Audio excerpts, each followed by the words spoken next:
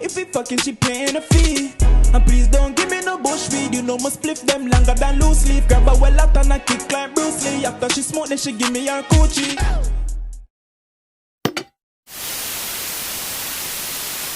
Girl, them want them, fuck them, no for reach me, girl. Pon the 400, quick believe me, girl. Pon the phone, just don't deceive me, girl. Link pon the tool and so first to the face, I hear the voice, so you don't know say a kogency, but the kogency rocks channel. And today we have the war in the Bronx. OGs versus YGs versus SevSide. Now, bro, we've been reacting to some Bronx drill and like K-Flock before they were famous. And you know what I'm saying? We've been tuning into the Bronx thing because I'm telling you guys, bro, the Bronx scene is next up. You're going to see these niggas with millions of views and you're going to be like, yo, who these niggas, man? You're going to see them with bare features and bare cosigns. You're going to be like, who these guys? Remember that kogency, trigonometry told you about them first. But yo, we can't just be listening to the music and they're talking about all these things. We have to know what one in the city, man. So today we have the war in the Bronx, OGs versus YGs versus SevSide. Now, I don't want to waste any time. You know what I'm saying? I just want to know what's going on, see what this guy has to say. Who's this again? Hip Hop Daily. We already subscribed to Hip Hop Daily, so like this video. You see it have 1 million views, bro. It was published on October 23rd, fam. Like just a couple days ago. Really and true, like a week or a couple days ago. You know what I'm saying? So yo, let's jump into this, man. Road to 3K, so if you see this, please hit that subscribe button, hit that like button, jump in the comments, can reply to all the comments, and my cash app will be in the description below for anybody that wants to support and help out the channel even further. And yeah, let's jump into it. The Bronx is a wild place. It's the borough with the most crime. You can say that again, bro. The first clip is a nigga running down the street with the whap in his hand, just busting. The Bronx is a wild place. It's the borough with the most crime and is well known for gang Look activity. at that. The Bronx drill. Fam, these guys are having full shootouts, like in the middle of the day. Look at this. It's the borough with the most crime and is well. Bro, it's still light outside, bro, and these guys are full shootout mode, fam. Look how close they are, fam. Known for gang activity. The Bronx drill sound is on the rise and is fueling the deadly war between 3 gangs: the OGs, the YGs, and SevSide. Let's get straight into this crazy beat. I didn't even know that was Kenzo Balla in the Is You Ready video right there, but big up Kenzo Balla. Kenzo Balla set the trend, and K-Flock is, you know what I'm saying, my top 3 out of Bronx right now. The OGs, the YGs, and SevSide. Let's get straight into this crazy beat. Brooklyn was getting attention for its drill scene, but the Bronx is coming with a whole new sound that's starting to make waves. Yeah. K-Flock is one of the hottest rappers from the Bronx right now, racking up millions of plays on songs like Being Honest and PSA. Yeah. Bronx drill may have the same bass lines and hard flow as Brooklyn and UK drill, but it has its own unique sound that's influenced by classic New York hip hop. And that's true, but also, what did he say before? Oh, PSA and Being Honest. And bro, those aren't my favorite songs, you know. My favorite songs is the real grimy shit. We talk about shooting niggas and all that shit, and dead opposite. You know what I'm saying? I don't know why, man. I just like the violence. I don't know why. Brooklyn and UK drill, but it has its own unique sound that's influenced by classic New York hip hop. Most of the beats have classic samples laced in with distorted 808s that gives the music a different vibe than drill from other areas. Yeah, it does. K-Flock has been riding away with his new sound and has been building a buzz over the past few months. But his come up ain't just been all success. He also suffers from the pain and loss that comes with the street life, losing many friends to gun violence. K-Flock hopped off the curb at a young age and was on the block at like 12 years old. He started rapping because of his homie Dougie B, who's also a rapper and has been featured on multiple tracks. K-Flock's first official track was a remix of the 22G song, Blicky Gang Freestyle, which he titled FTO. Which means fuck the ops, niggas, or either fuck the O's or fuck the ops, bro. Free Joe, why bitches be bugging, they have to put them in a box. Free Joe, why bitches be bugging, they have to put them in a box. I ain't saying we kiss though, when we pop out, bitch, I keep a stick though. Yeah, man, that's the energy that they're coming with, you know what I'm saying? But yeah, I like this song though. Yeah, I did all of that to say that I like the song. 22Gs then gave K-Flock a shout out in a recent interview showing love to the Bronx drill movement. In August 2021, he remixed Siggy Black's song, Dishonest, and called it Being Honest. Yeah. That track quickly racked up millions of views and earned him a feature from G Herbo. There's also rumors that he recently signed a 7-figure deal and he's in a good position to take over the Bronx rap scene. Yeah. But behind all of K-Flock's success is a deadly war that involves his own family members. He's from a blood set around East 187th Street in a hood known as SevSide. SevSide is made up of Mac Baller Brims and Sex Money Murder, and they cool with the Rollin' 80s Crips. SevSide beefs with other gangs in the area. Dog, hearing the names of these gangs. And Sex Money Murder in a hood known as SevSide. SevSide is made up of Mac Baller Brims and Sex Money Murder. Mac Baller Brims and Sex Money Murder. Bro, those are blood sets, you know, dog. Like, bro, I can't, like, let me not say too much, but like, I kind of can see why certain young niggas will probably, you know what I'm saying, be interested. Bro, imagine I'm a Mac Baller Brim, nigga, I'm Sex Money Murder, you know what I'm saying? Like, not saying that I would join a gang, but like, I can see why, you know, the kids join gangs, because you feel like you belong to something cool, bro. The Mac Baller Brims. I'll never join a gang though, but the name sound cool. In a hood known as SevSide. SevSide is made up of Mac Baller Brims and Sex Money Murder, and they cool with the Rollin' 80s Crips. SevSide beefs with other gangs in the area, including the OGs, or Original Goons, and the YGs, or Young Gunners. At first, these two was the same gang and controlled a few different projects around Cortland Ave, not far from SevSide. But one of the founders of the YGs crossed over another top member, so the dudes in his hood split off to form the OGs. Today, the YGs are... Oh, yeah. We watched this story already, though, about the YGs member. No, the story of Wu Lottie. That's what told us about this and how that YGs, OGs war start. Top member, so the dudes in his hood split off to form the OGs. Today, the YGs are one of the most hated gangs in the Bronx, and they beef with almost everyone. One of the YG's main rappers, named D-Thang, is K-Flock's blood cousin.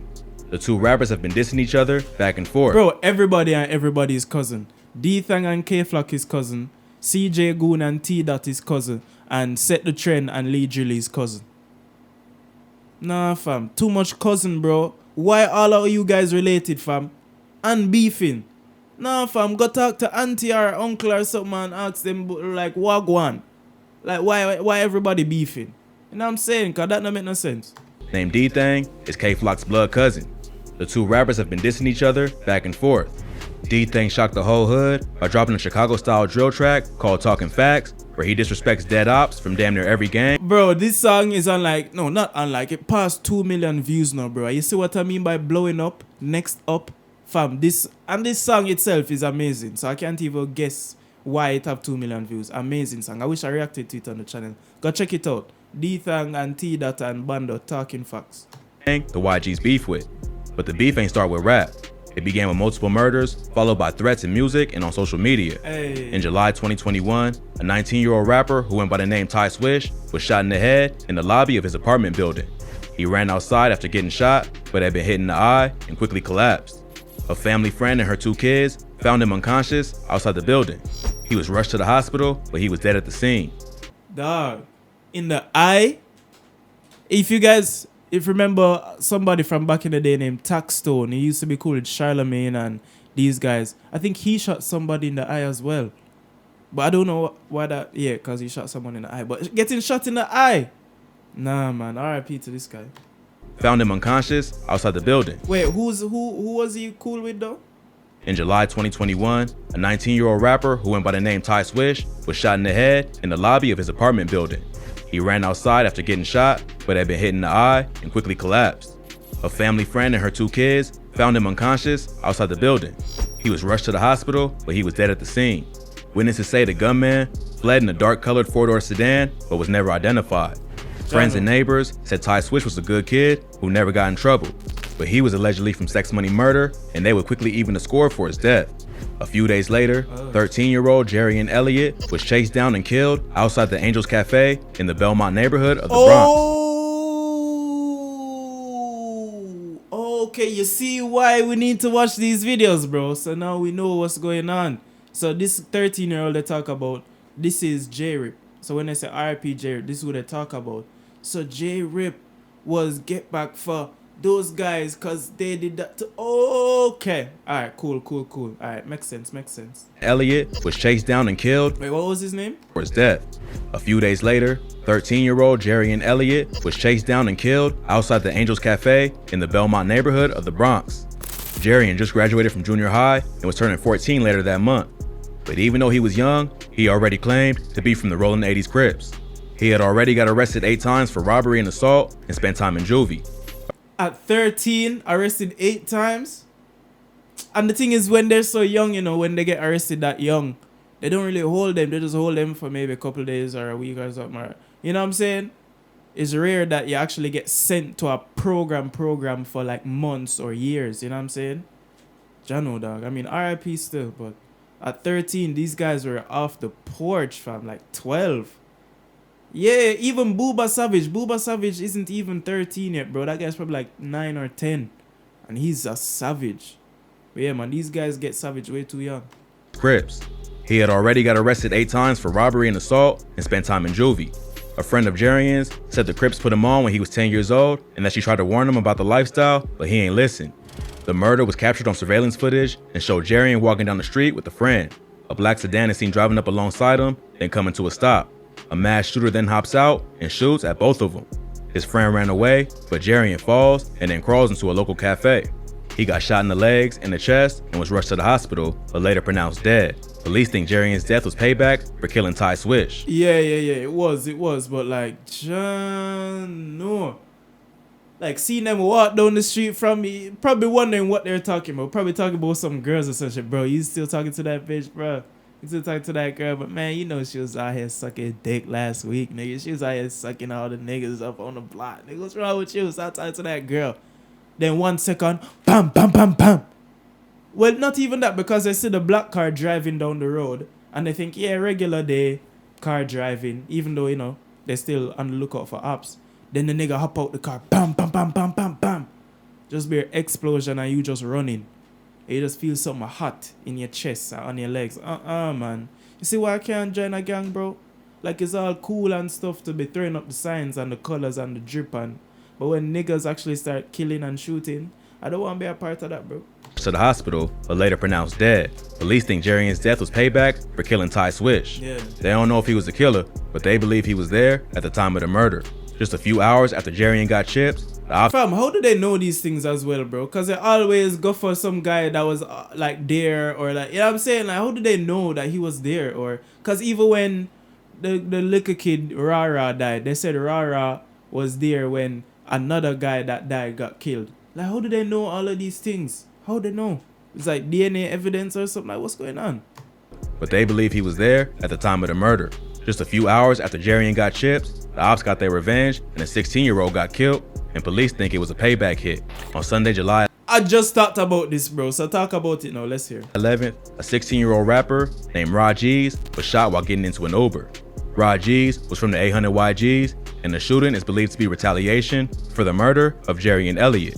Rajeez supposedly made fun of Jarian's death on social media right after it happened, and the get back was immediate. He was on his way to the studio when 2 men on scooters pulled up and started dumping shots into his Uber. The whole thing was captured on the driver's dash cam and quickly went viral on social media. The rapper got shot once before, but survived. His mom said he was trying to turn his life around and was focusing on his music career, but he didn't get that chance and instead became another cat in his life around and was focused. Mommy looked so stressed out. Mommy looked like she just got work every day for just try even make. Because these New York apartments, bro, they're way too expensive for the shit that you get. You understand? But anyway, mommy look like she just goes to work, works all 3 jobs just to try and make a life, and her kids are out here being gang members. Focusing on his music career, but he ain't get that. That's crazy. And all of them kind of look like her as well, fam. I swear to you. The brothers look so alike. They look so alike. But yeah, RIP, bro, because nobody deserves to that 16. You know what I'm saying? Like, you're a kid. Not saying deserves to that, but you know what I'm saying? Like, you're a kid. That chance, and instead became another casualty in this deadly war. But the case is still active, and they both minors, so there ain't too much public info available. Exactly. With so many deaths on all sides, the beef between the YGs, OGs, and SevSide was really heating up. On August 16th, K-Flock dropped the track Is You Ready?, where he disses multiple rival rappers, including his own cousin, D-Thang. In the first verse, he says, "Boy, ask my ops, it could get ugly. I could do shh, like Ice did Sonny." This is referring to the classic film, Paid in Full. In the movie, Mitch, one of the main characters played by Mekhi Phifer, has a younger brother who gets kidnapped for ransom. Mitch tries to get the money, but he gets killed by Rico, played by Cameron, who steals the drugs to pay Sonny's ransom. Sonny gets killed as a result, and come to find out, he was set up by his own uncle, Ice, who was mad at Mitch for kicking him out of the house. So in this bar, K-Flock sends a shot directly to his own cousin, D-Thang, and lets him know he's not above setting him up. The song was big in New York and even got played on Hot 97. So you can probably guess how the ops felt about this. Go as my ass get ugly. I can do shh like I said the Sunny. Think I'm like a nigga a dummy. He think I'm a rapper, he think that shit funny. Okay, Bimbo face, but to them like no jam. Anyways, man, that's that. Thing quickly hopped on social media and gave his thoughts on the bar, saying, "Can't wait to see Auntie now." A few weeks later, another Rollin' 80s member who was affiliated with K-Flock got murdered broad day.